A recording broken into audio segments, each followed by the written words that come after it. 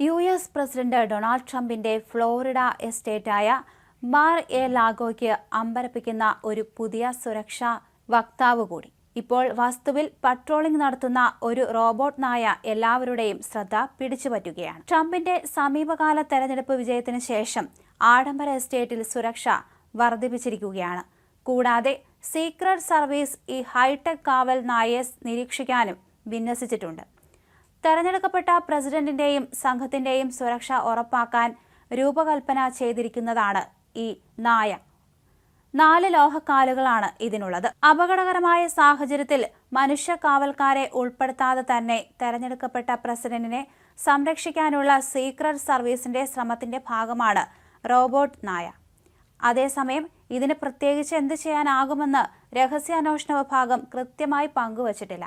എന്നാൽ എസ്റ്റേറ്റിനെ സംരക്ഷിക്കാൻ സഹായിക്കുന്ന സാങ്കേതിക വിദ്യയാണ് ഈ നായയ്ക്കുള്ളിലുള്ളത്.